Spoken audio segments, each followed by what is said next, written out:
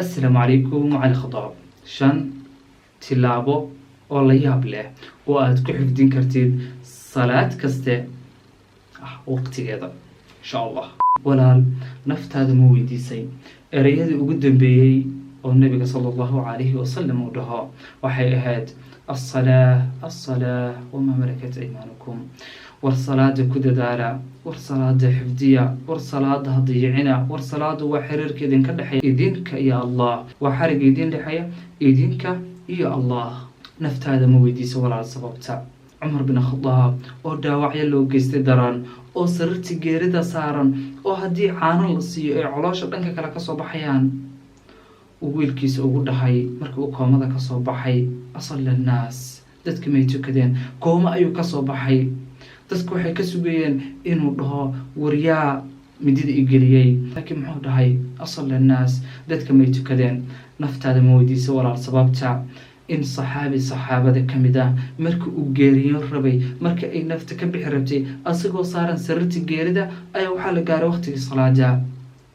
carruurtiisa ayuu u yeeray waxaanu ku dhahay hala ii weyse qaado masaajidkan hala ii geeyo carruurtiisa waa la yaabeen laakiin dalabkiisa inay fuliyaan way ku qasbanaadeen wayna u weyse qaadeen masaajidka ayayna geeyeen ragcaddii koowaad ayuu la tukaday waa uu sujuuday sujuudana kama uuna soo kicin waxuu geeriyooday asagoo sujuudsan allahu akbar naftaada ma weydiisay sababta Cuthmaan bin Cafaan uu habeen dhan salaatuleyl ugu taagnaa xagee buu ka keenay awooddaas iyo sabarkaas oo dhan iyo dulqaadkaas oo dhan xagee ayuu ka keenay jawaabta anaga ku siinaya dadkaas Allah ayay yaqaaneen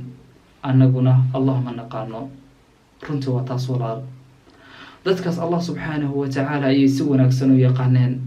laakiin anagu ma garanayno haddaba waxaan ku siinayaa 5 haddii aad samaysid aad salaada waqtigeeda aad ku xidhin doontid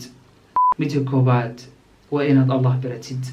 waa inaad baratid sababta aad waxaan u sameynaysid waa maxay sababta aan u tukanayo waa maxay sababta aan cibaadadan u imaanayo yaan la hadlayaa yaan la tacaamulayaa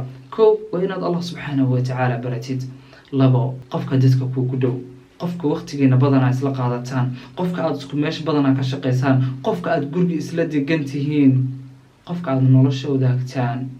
inaad ku ballantaan inaad jannada isku raacdaan furaha jannadana dee waa inaad xiriirka rabbi subxaanahu wa ta'ala aad xiriirisid marka waa inaad labadiina aad ku tashataan in aad salaada waqtigeeda ku ilaalisaan in haddii isaga uu hilmaamo inaad adigu xasuusisid adiga haddaad hilmaamtidna uu asagoo ku xasuusiyo haddaba saaxiibkaas wanaagsan samayso midda saddexaad adigoo istaagan adigoo fadhiya adigoo jiifa adigoo oo soconaya adigoo oo salaad ku jira adigoo oo sujuudsan xaalad kasta aad ku jirtid waxaad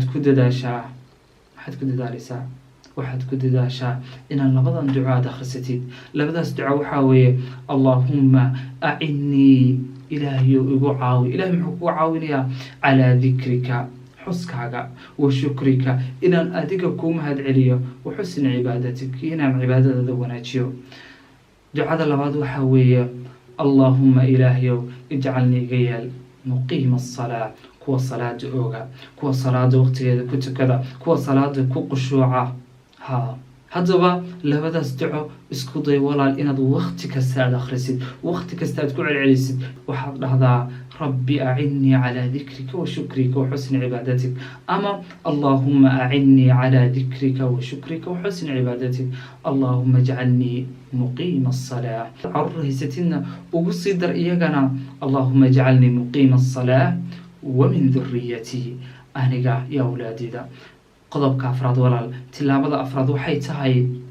inaad samaysatid difaac inaad samaysatid gidaar difaaca gantaalada uu shaydaanka soo tuuriyo si ayna usoo gaarin salaadaada marka hore waa inaad samaysataa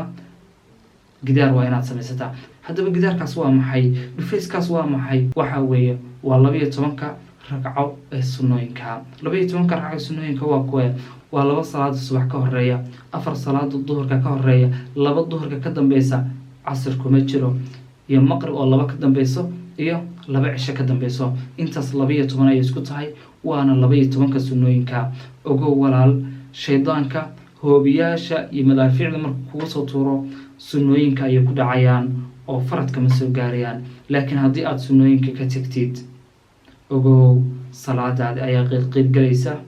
oo waxaa shidmaya nalka gududnaa. haddaba isku day salaadaada inaad dhufays u samaysatid oo aada shaydaanka dhufayskaga samaysatid.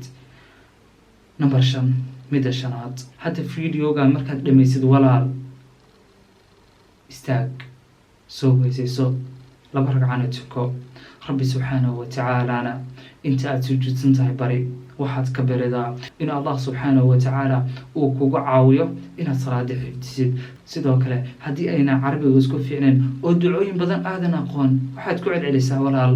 2 duco ee aan hadda kuusoo sheegay. allahumma acinnii calaa dikrika wa shukrika wa xusni cibaadatik iyo allahuma jacalnii muqiima asalaa. runtii walaal 5taas tilaabo haddii aada qaadid, waxaan hubaa inaad salaadaada insha allah ay ku xifdismi doonto. ugu dambeyntii walaal, haddii aad videogan walaalaha ka mida aada gaarsiisid, walaalkaas una uu ku dhaqmo ajarka uu helayo in la-eg ayaadna helaysaa. haddaba